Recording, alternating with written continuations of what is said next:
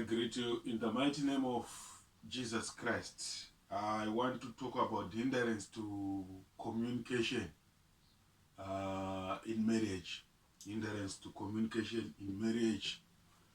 Everything we do is based on scriptures. So, Proverbs 14, verse 1.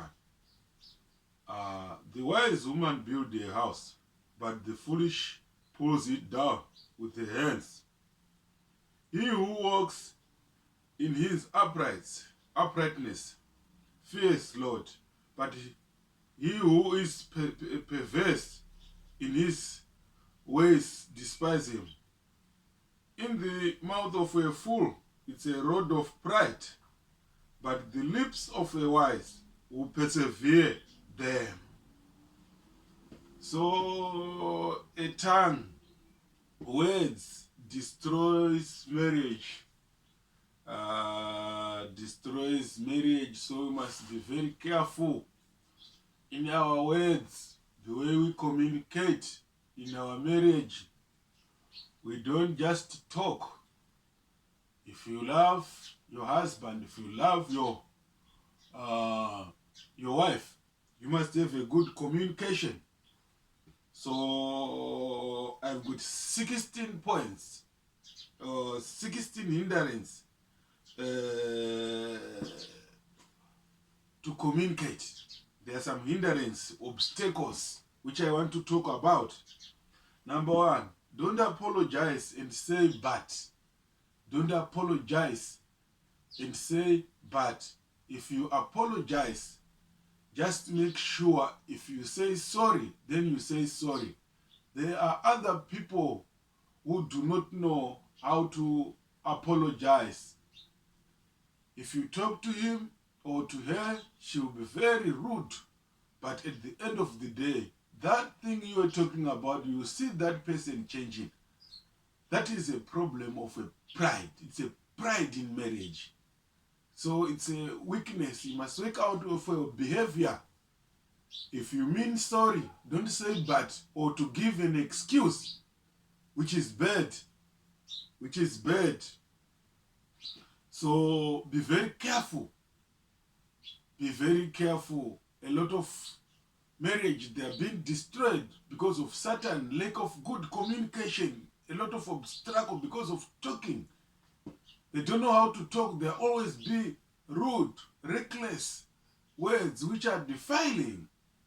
You see now.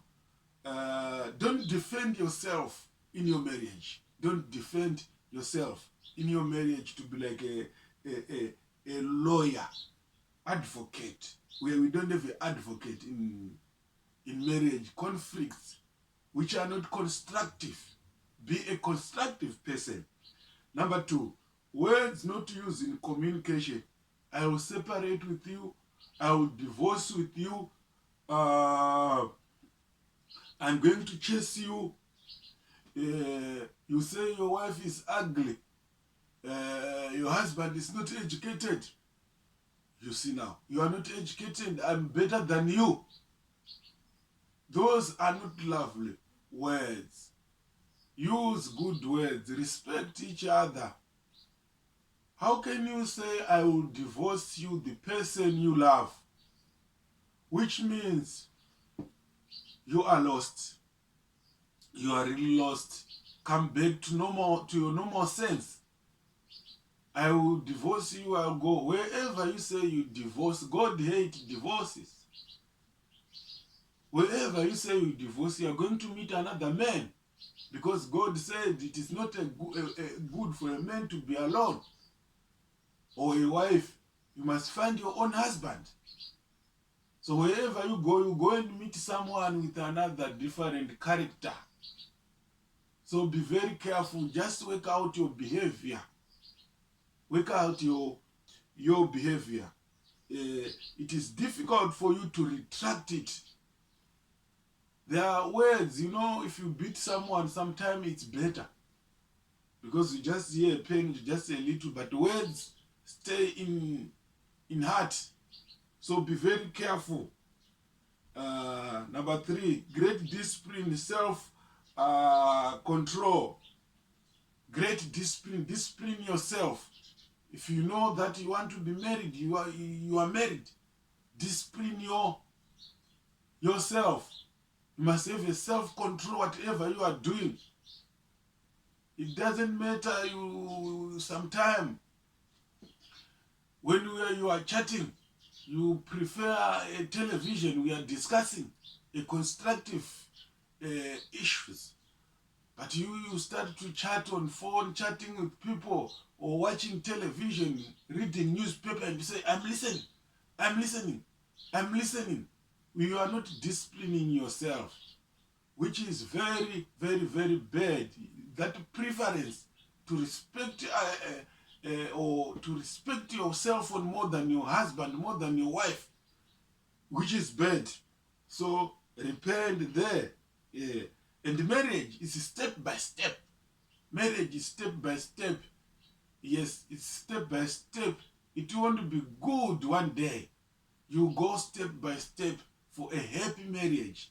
So you must have patience to each other. You must have patience to each other. So number 4, better to lose the argument than to protect your marriage.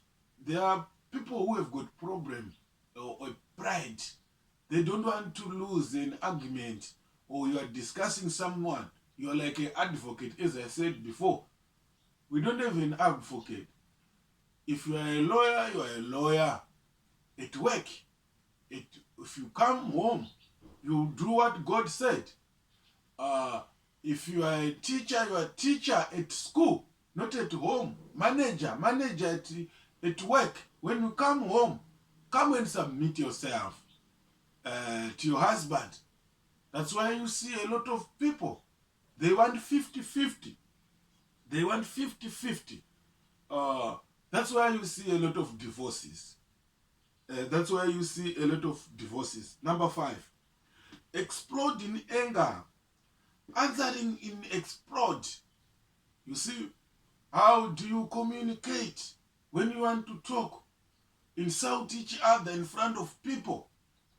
And people, they will know that this is so and Mr. and so and Mrs. They are shouting each other. Is it constructive? You are not building your home to shout each other in public. You see now, reducing each other, which is bad. Explosive is a type of intimidation, to intimidate someone, intimidate your husband, intimidate your wife, which is bad. Or someone who start to cry, or they call it waterworks. Those are tricks. Those are tricks. You don't want the discussion to go ahead, and you're just waiting for sorry. But you know that you want to build something. You want to build your character. You want to correct something. But you start to cry, or explosive. You see now, you start to explode in anger. You see now. So, which is bad. So be a good person. When we are talking, be a good person, be a person who want to learn, a teachable spirit. You must have a teachable spirit. If you say, you love my husband, you love your wife, you love with a character, not just words, which you say, I love my character, I love my husband, I love so and so. 7, passive anger, communication killer, passive anger. Never use anger in marriage. Never use anger in marriage. Just be patient to each other. It's a step by step. Yes, step by step. Use and each and everyone must work out your character to change. You must change in your character. You must have a good communication. Yes, listen to each other. Number 8, attention. Your wife needs an attention. Your husband needs an attention.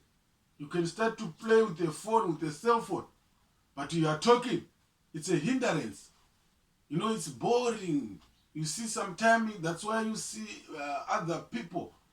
You'll be just quiet in the marriage. You see him very quiet. He won't even answer. Just quiet. It's better to be quiet because there's nothing constructive. So, which is bad. You are killing yourself. Your marriage. You are killing yourself. Your marriage. So that one is a communication killer. If you don't pay attention to your wife, if you don't pay attention to your husband, you are going to listen to who?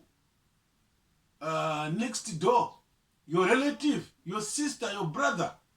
That's not it. If you are a husband and a wife, you must listen each other. You must listen to each other. Number 9, priorities. God must be your priority first. If your marriage is not built to God, it's always a problem. Yes, God must be your foundation of your marriage. After all, then your husband must be your priority to please, because you are there, you are married to your husband, you are there to please him each and every time. Not your husband only, and your wife, you are there to please your wife. Nobody can please her unless you must please her. So be very careful with what you are doing. Be very careful with what you are doing, what you are saying. You need attention, to pay attention to each other, to pay attention and to pay attention to God. Pay attention to God. Pay attention to God. Number 10, commending your wife in front of people. Commending your wife in front of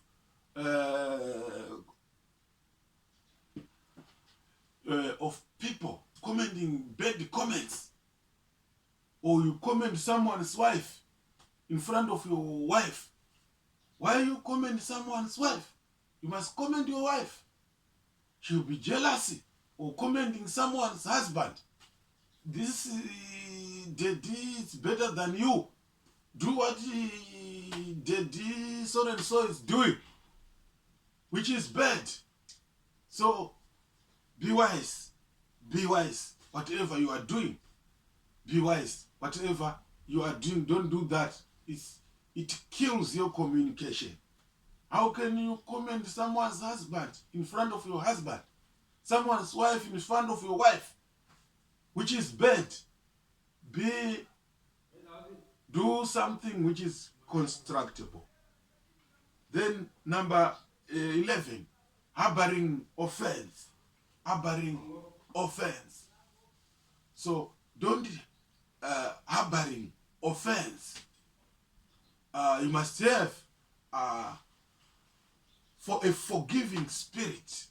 Forgiving spirit. If you don't forgive your husband or your wife, the problem is you won't have an affection. And forgiving spirit, you won't have an affection. Whenever you see him, you only see what he did, all wrong things he did to you. So be very careful with that. Don't harboring offenses. Or whenever you want to discuss something, you take past thing, then you put it in future, in your story. We are not discussing about those past. Someone say, I'm sorry, I'm sorry. You must forgive each other. Yes, you must forgive each other. Are you forgiving each other? You must forgive each other. Number 12, disrespect. Disrespect. Do you respect each other? You say, this one is not reasoning. I know you. You don't reason. I know you. I know you. You think like a baby. You behave like a baby. Such thing. That's a disrespect. Respect your husband. Respect your wife. That's what God says. Honor one another. Honor one another. Disrespect, it's in many ways. It's in many ways. You just do your own thing without informing your partner, your wife, your husband. You just do it without someone's knowledge, your partner's knowledge, because you are one flesh. You are not two. So what each and every step you take, you must tell your partner, your wife, your husband must know. So be very careful with those things. be very careful of disrespecting. So you don't just take it very easily. That because when you are together, there will be a recreational of companionship. When you are together, you end up being friends or familiarity.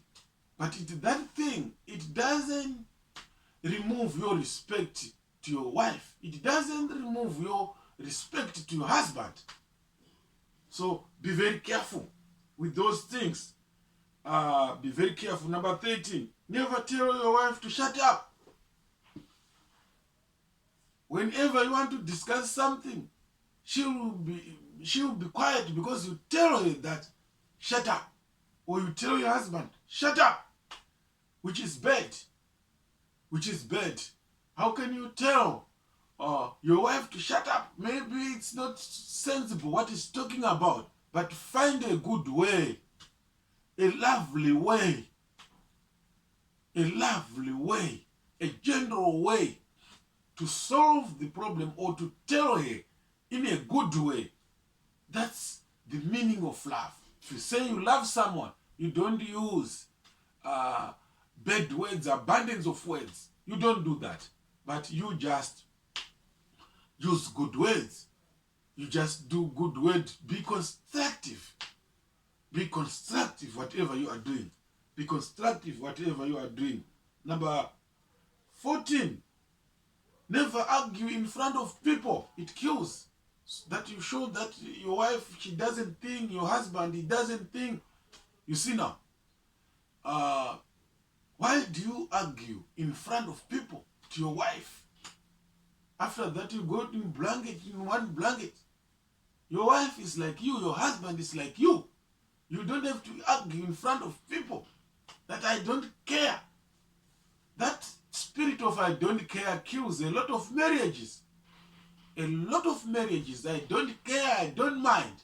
That's why you see a lot of problem. People are fighting with those people, with those things. So be very careful with what you are doing. What your words, you must have your lovely words. Sarah used to say, my Lord, to Abraham. Sarah is a good example. She used to say, my Lord, to Abraham. You see, that was a good respect, lovely words. Respecting and putting your husband at his place. And you put your wife at her place as your mother of your children. Your husband is your head. It doesn't matter you are educated more than him. You don't have to insult him in front of people. It doesn't matter. Well, no matter what you are earning, you are getting a lot of money. You start to dictate that here I'm coming with a lot of money, here I'm working also. That's not good. It's bad. That's not good. People of God, they don't do that. A problem, let's solve problem amicably. Let's solve problem amicably. Number 15. Learn to listen to each other. Learn to listen to each other. You must learn it to listen to each other. You want to talk, your wife start to sing, your husband start to sing, or you put headsets, or you start to increase the volume of a radio or a TV. You are not learning to listen. You learn it to listen. Listening is very, very, very important. If you don't listen, it's where the problem comes. So be ready to listen to each other. Listen, learn it. If when you are listening, you are listening to have a good answer. You don't just listen, but you listen in a good way. So we beg you in the name of God to have a peaceful marriage. Number 16, don't go to in-laws and report each other. You say, my husband did this to your in-laws, to your father or mother, your auntie. It causes problem. Or you go to Yes, whoever. Don't report to each other. It kills communication. Whenever you go there, their reaction, what are they going to do? It's going to cause problem, because people are different in people are different in communication. You see, the way people they take things. So focus on your behavior. Go deeper in practical. Don't focus on your husband's character. You don't want to change my husband. You don't want to change. You don't say so. You don't want to change. But focus on your character also. Focus on your character also to change your character. Work out your character. Work out your character. It's very important. If your character is bad, that's why you see a lot of people, they are fighting. You see, a lot of people, you see them, they are cheating. Because there's a boring, a teasing character. Let us have a good character in our marriage. And God, let it be your foundation of your marriage. You signify Christ in your marriage. You represent Christ in your marriage. Are you representing Christ in your marriage? Do we see Jesus in your marriage? Thank you so much. Can you subscribe to my School of Channel or School of Marriage? School of Marriage. Kindly subscribe for more teachings. Thank you.